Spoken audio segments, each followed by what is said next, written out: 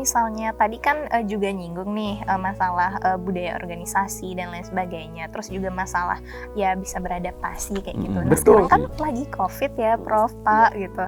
Nah pemimpin itu kan pastinya dalam misalnya nih organisasi gitu, menjalankan kegiatannya pasti sekarang pada daring gitu kan. Nah itu kan kayak nggak ada interaksi gitu loh sama ya anggota-anggotanya dan lain sebagainya. Nah itu gimana sih baiknya sekarang pemimpin? Itu CGT istilahnya tuh, cenek gak itu, nggak ada masalah begitu. Itu kan persoalan-persoalan yang bisa kita kapitalisasi lah menjadi cara-cara lain, apalagi dengan IT sekarang. Menurut saya itu tidak ada masalah, bisa blended, bisa macam-macam, kita akan bisa melalui telepon dan macam-macam. Saya rasa instruksi pimpinan tidak harus face to face ya, bisa dengan kita dengan by phone macam-macam, bahkan by email, by macam-macam. Itu CGT lah. Zaman sekarang saya tidak menganggap COVID ini adalah menjadi penghalang bagi seorang pemimpin. Justru menurut saya adalah dengan COVID ini kita harus banyak breakthrough jadi pemimpin. Banyak merenung, banyak mengevaluasi diri, kontemplasi, dan kita harus keluarkan semua power kita untuk mendrive anak-anak kita, staff kita untuk menjadi lebih bagus. Jadi tidak ada acara. Kalau mencari pemimpin, cari alasan, mencari mengeluh, tidak usah jadi pemimpin, lebih baik letakkan. Saya tidak suka mendengar pemimpin mengeluh, pemimpin mengatakan minimum, ini kok tidak ada, ini tidak ada. Itu bukan jiwa pemimpin, tidak petarung. Kalau dari Pak Trisno gimana Ya, Pak? ini sebenarnya kan ada orang bilang dan saya juga berpikir sama, bahwa sebenarnya kan kita ada siap-siap waktu itu kemarin kan, ada digitalisasi sebagainya ya.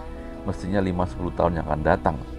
Tapi si COVID ini, Mr. COVID ini luar biasa, mempercepat semua yang 10 tahun itu ditarik ke sini ya.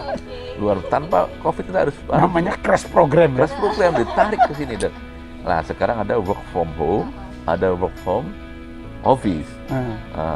Saya kira nanti kalaupun selesai pasca COVID ya, orang udah terbiasa. Itu sebuah pilihan, work from home maupun work from office.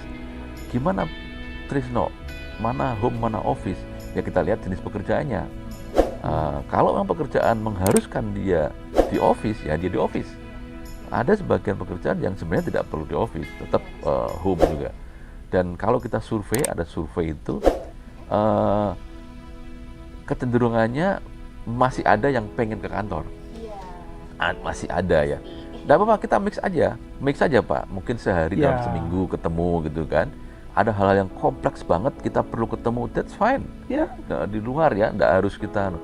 Tapi sudah harus beda. Jangan mengharap, kalau saya berpikir kita bekerja sebelum COVID. Betul. Kumpul-kumpul lagi dan sebagainya. Kayaknya rada-rada nggak jadian lah. Terus bagaimana dengan berinteraksi? Nah, tadi, interaksi saya dengan pegawai, sekarang namanya kan work digital. Work everywhere. Work anywhere. Every time. Nah, itu yang every time. Itu yang every time tuh Sabtu Minggu. Jadi saya bekerja dengan WhatsApp. Dengan macam-macam aja bisa. Email. Bahkan itu waktu nggak ada batasnya kadang-kadang. Nggak ada batasnya. Begitu saya ingat, saya jam 12 malam saya WA itu. Saya tidak berharap bahwa mereka menjawab. Yang penting tidak lewat. Jadi saya nggak masalah kalau dia jawabnya besok-besok, Pak saya tidur, that's fine. Tapi saya udah ingat, saya nggak mau lupa saya Pak. Saya cepat lakukan. Itu satu. Yang kedua, saya Pak Prof Dasi sama siapa namanya? Dila. Saya tuh selalu berpikir tiap hari, apalagi yang baru? Apalagi yang kita bisa lakukan?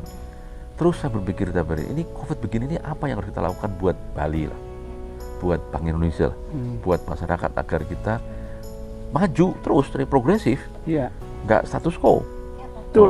Ini yang cari inspirasi dengan Prof Dasi, membaca buku, dengerin YouTube gitu ya, dengerin inspirasi gitu ya. Coba bayangin Elon Musk itu luar biasa buat saya itu.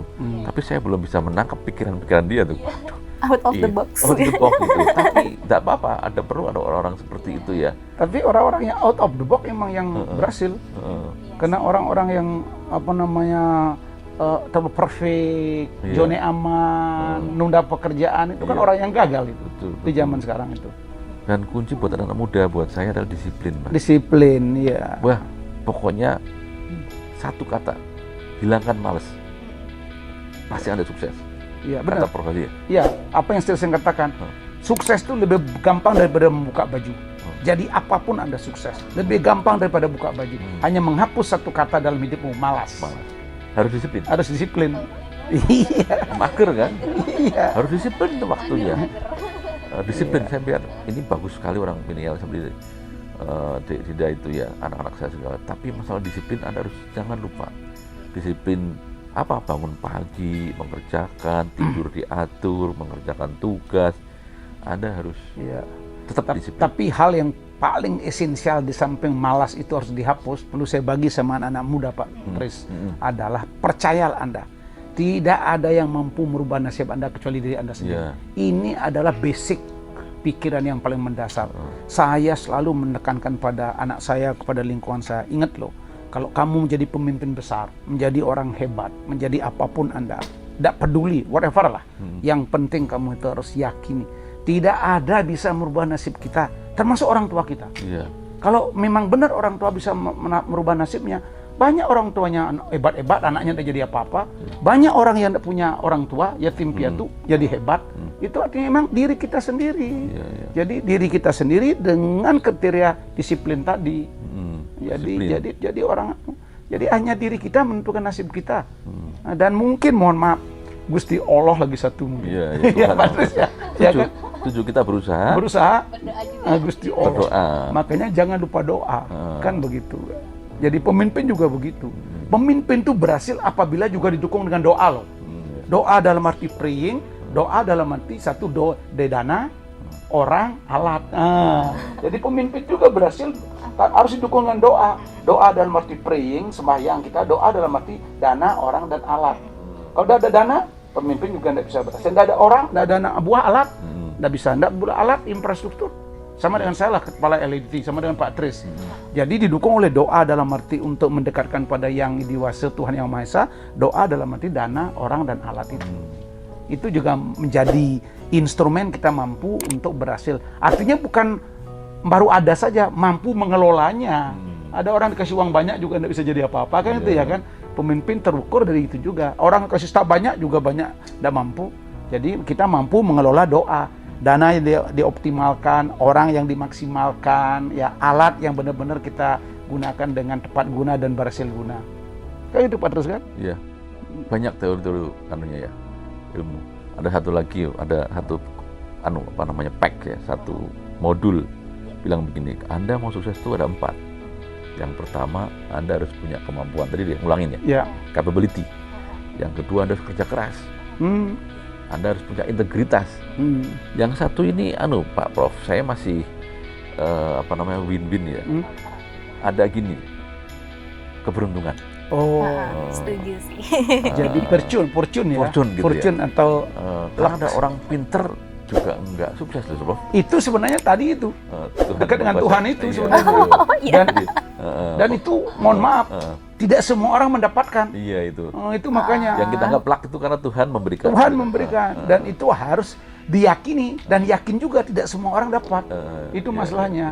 Memang ada orang mengatakan orang yang beruntung mengalahkan segala cara, mengalahkan orang yang profesor hebat apapun. Tapi itu adalah tidak semua orang. Beberapa aja. Iya. Sama aja gini. Kenapa ada orang tidak sekolah kok berhasil? Itu berapa? Berapa orang?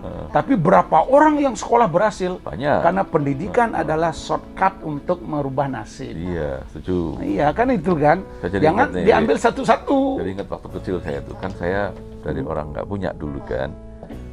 Saya waktu SD, SMP meninggal bapak saya. Kan susah ini. Terus saya punya pikiran baca buku motivasi, Prof. Terus ini mas kecil saya hidup miskin, saya bilang saya tidak mau miskin lagi. Apa caranya? Masih kecil Prof kan, Prof. Saya punya 3 cara ini. Saya boleh ceritain nggak 3 cara ini? Satu, pertama caranya adalah, maaf nih, dulu saya kecil nggak ngerti, mengambil milik orang lain. Tapi kan saya kecil, tangkap polisi masuk penjara, selesai saya. Iya. Nggak mungkin lah. Oke. Kedua, main judi. Nggak mungkin menang, saya juga nggak jago-jagoan amat ya. Iya. Nggak mungkin saya udah coba dulu, nggak bisa terus. Ketiga, sekolah, pendidikan. Iya. Dari 3 ini saya pilih sekolah. Sekolah ya. Saya pokoknya pengen sekolah setinggi-tingginya, sebisa-bisanya. karena cara satu-satunya adalah dengan cara sekolah. Betul. Jadi saya juga sama dengan Pak Tris, sama persis punya. Saya kan dari umur 6 bulan ayah saya meninggal, umur 2 tahun ibu saya menikah. Jadi saya sejak kecil udah yatim piatu. Makanya saya menyanyi itu. Akulah orang termiskin di dunia yang tak punya harta maupun orang tua. Tapi jangan kau tanya, semangat bertempurku tak pernah mundur walau selangkah saja. Bertempur itu sekolah maksud saya. Karena saya tahu betul itu bahwa saya langsung sekolah, mohon maaf. Karena otak saya bodoh ini, jauh dengan orang ini. Maka saya punya strategi. Teman baca sekali tahu, saya 5 kali baca. Akhirnya saya dari SD dapat juara-juara loh. SMP saya juara juga. Karena terlalu sering. Saya ingat setelah saya kuliah, saya ingat dengan teori learning curve namanya. Learning curve, teori kurva belajar, learning curve, kurva belajar. Semakin sering kita mengajarkan sesuatu, memang semakin pintar kita. Itulah ilmu pendidikan. Jangan baru sekali gagal, terus berhenti, menyerah. Itu yang jadi berulang kali aku belajar. Itu yang bagus. Makanya saya yakin betul kalau kita itu rajin memulai, cepat memulai, cepat juga mengakhiri. Lambat memulai, lambat mengakhiri. Maka itu filosofi terus dipegang. Dan pendidikan yang saya lakukan sama Pak Prof sama tuh kan, yang mengantarkan kita semua seperti ini. Coba kalau udah saya milih yang pertama, kedua, nggak mungkin kan? Nggak mungkin. Jadi pendidikan itu adalah jadi shortcut ini. Jadi zaman sekarang apalagi. Coba kalau mohon maaf aja, kalau zaman sekarang saya tidak sekolah, mana mungkin saya jadi kepala LLBT gitu misalnya. Pak, terus mana mungkin jadi kepala BI, tidak mungkin. Walau Pak, ada yang bilang gitu kan, Tris ngapain lu sekolah, kan banyak sarjana yang nganggur gitu kan. Dulu waktu muda saya digituin loh. Kamu urusannya apa? Ekonomi, jurusannya manajemen, udah jutaan orang Tris. Saya mikir, oke, sudah jutaan. Dari jutaan itu mana yang terbaik? Nah, terbaik. Kalau Anda lakukan terbaik, pasti ya bisa gitu. Itu. Terus kedua, kan waktu kuliah Anda bisa ketemu orang siapapun. Ketemu, istri. Kalau saya nggak kuliah nggak ketemu istri saya nih. Gitu kan. Jadi bangun networking. Siapa tahu saya pas sekolah ketemu anaknya konglomerat. Itu saya dianggap diajak jadi direkturnya. Jadi apanya? Pertemanan selama kuliah itu bisa merubah kita segala-galanya. Jadi nggak cuma ijazah. Saya juga perlu menyitir pemimpin tuh, menyitir ungkapannya Pak Mahathir Mohamad. Pemimpin tuh harus selalu menggunakan namanya 4O. Otak harus digunakan. Kalau tidak digunakan mengecil dia. Jangan muda-muda baru umur 50 tahun udah tidak pernah lagi belajar. Jadi otak itu semakin diasah semakin tajam dia. Tidak mengenal umur otak itu sebenarnya. Karena kalau didiemin mengecil dia. Jadi otot juga begitu. Coba ada orang baru 50 tahun, 40 tahun udah asam urat rematik. Karena ototnya tidak biasa dilatih. Kalau dilatih dia semakin mekar dia. Otot itu jadi otot kita biasakan ngomong. Biasakan berbagi. Omong berarti pasti lebih jelas kerja kita. Lalu obrolkan. Kita ngobrol sesuatu untuk mencari yang terbenar, terbaik. Hanya omong kita sendiri tanpa kita obrolkan. Jadi menggunakan otak, menggunakan otot. Simbolnya otak itu kerja cerdas. Simbol otot kerja keras. Simbol omongan kerja jelas. Simbol obrolan kerja lugas. Karena dengan kita omongkan lugas jadi. Karena banyak masuk inspirasi-inspirasi. Itulah basic menjadi seorang pemimpin. Mendengarkan aspirasi. Dengan 4O itu. Lengkap dah teorinya nih. Waduh, banyak nih insight-nya ya. Oke. Nah, kan sekarang nih kan lagi banyak banget nih, lagi ngetren gitu kan pemimpin-pemimpin milenial kayak gitu kan. Mungkin dari Pak Trisno dan Prof Dasi sendiri, gimana sih baiknya pemimpin milenial nih khususnya untuk memotivasi mungkin bawahan-bawahannya, orang sekitarnya di saat kayak COVID kayak gini kan, kayak lagi kondisi yang tidak baik-baik saja kayak gitu. Pemimpin yang milenial itu pemimpin muda maksudnya kan. Pemimpin muda, pemimpin anak-anak muda. Anak muda, pemimpin yang muda. Sebenarnya mohon maaf, yang menentukan orang muda itu mindset loh. Ada anak muda tapi mindsetnya tua. Iya kan, yang milenial. Saya juga milenial kok. Loh, hasil general check up saya humor metabolik saya 37, milenial saya. Ada orang mungkin umurnya 37, 4, ya ada loh orang umur 30 dicek sel tulangnya bisa umurnya 40, 50, kan rapuh. Iya, jangan aja. Jadi yang disebut milenial itu sebenarnya mindset kita.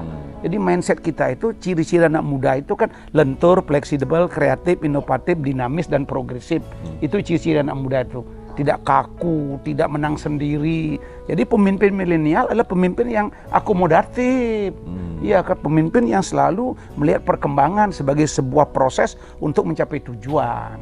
Iya kan begitu. Jadi akomodatif melihat perkembangan. Ya tadi itu, ya cinta kasih tadi.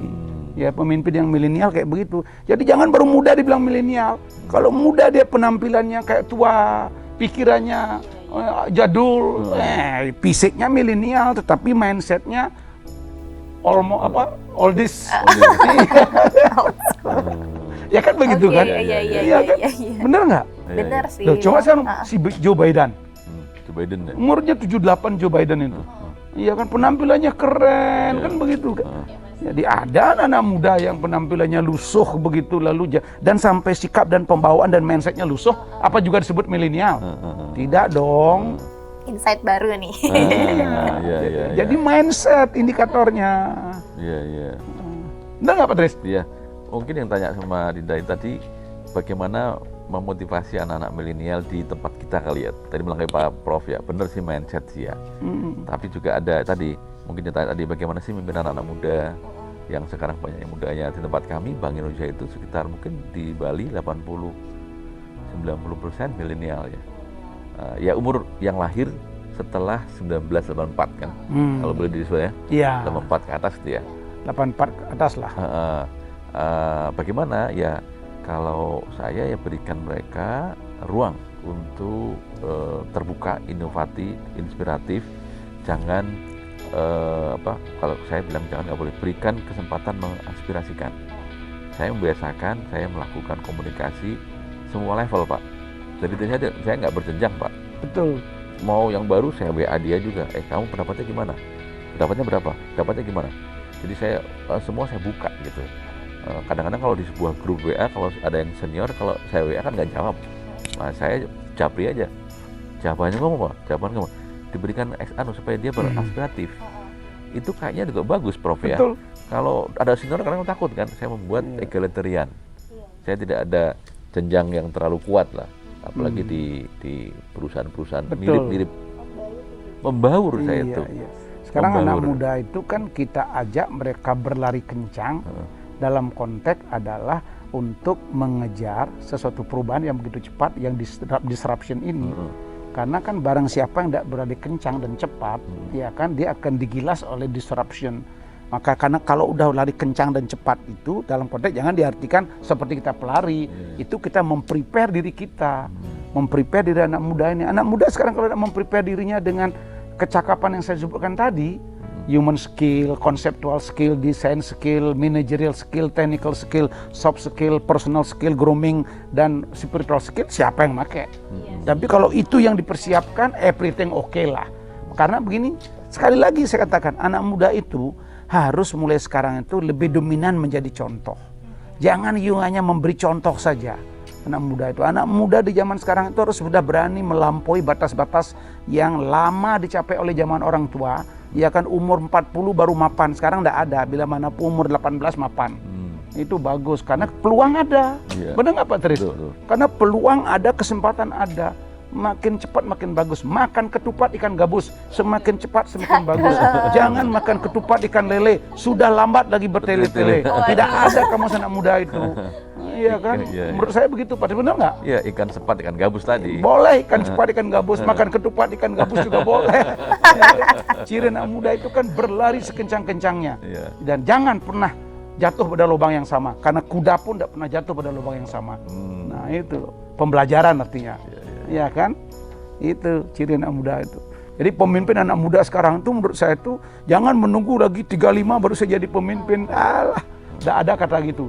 Makanya setiap peluang anak muda milenial apa? Anak saya bilang, tatkala kamu ditunjuk diminta jadi pemimpin apa aja langsung bilang mau. Ambil. Jangan nolak. Barang siapa yang berani ngambil, itulah yang menang. Itu milenial. Kalau disuruh masih ragu-ragu, maju kena, mundur kena, maju kena, mundur kena. Lebih baik ambil selimut tidur di tempat tidur. Pengalaman kita Dulu kita orang malu-malu dulu ya. Jadi saya kalau bisa diputar balik jamnya, tadi saya keliru ya. Dikasih kesempatan untuk memimpin, aduh jangan saya dulu. Jangan saya dulu, itu keliru. Keliru itu. Karena Iya. ternyata jadi pemimpin itu harus berpengalaman. Semakin banyak ada pengalaman di waktu muda, semakin cepat, semakin Benar. matang Anda jadi pemimpin. Jangan nanti dulu saya masih muda, nggak ada hubungannya muda sama Nggak ada. jadi pemimpin. Ambil ketua panitia nikah, ambil dulu. Ambil langsung. Oke. Ambil. Jadi apapun ambil. Saya ingat jadi apa? Waktu saya SD kelas 3, ini cerita kelas 3 ini. Saya dipanggil oleh kepala sekolah.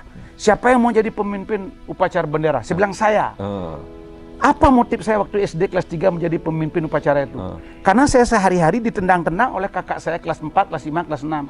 Dengan saya menjadi pemimpin upacara, saya dapat nendang kakak saya kelas 4, kelas 5, kelas 6. Lurus pun kakinya, kamu bengkok nih, kamu bengkok nih. Peluang kan?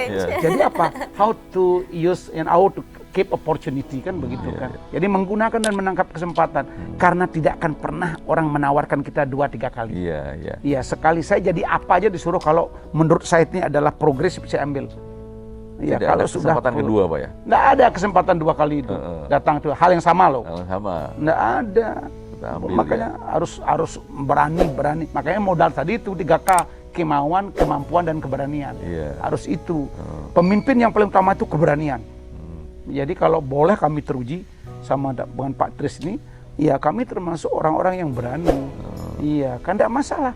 Risikonya kan hanya satu, dicopot jadi pimpinan. Kan tidak mati tuh. Iya sih. Risikonya gagal. Yang penting jangan berisiko terhadap nyawa dan perbuatan melanggar hukum. Itu aja kuncinya jadi pemimpin.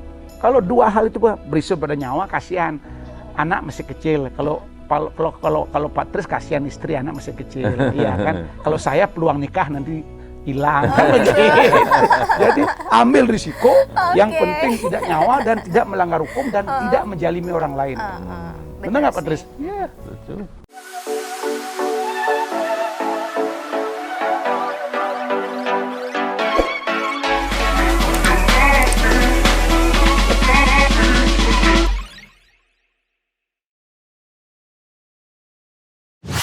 Kayak gini, kalau melihat laki jangan dilihat gantengnya, lihatlah dia itu keberaniannya dan dinamisnya bergerak. Kalau dari jalannya sudah HPP, himpunan penyu-penyu, pelan begitu. Kalau Ki Hajar Dewantoro, pemimpin itu ada di 3 tempat. Ing Arso Sung Tulodo, Ing Madio Mangun Karso, Tot Uri Andayani. Jadi pemimpin itu harus ada di depan, di tengah, di belakang, di atas dan di bawah.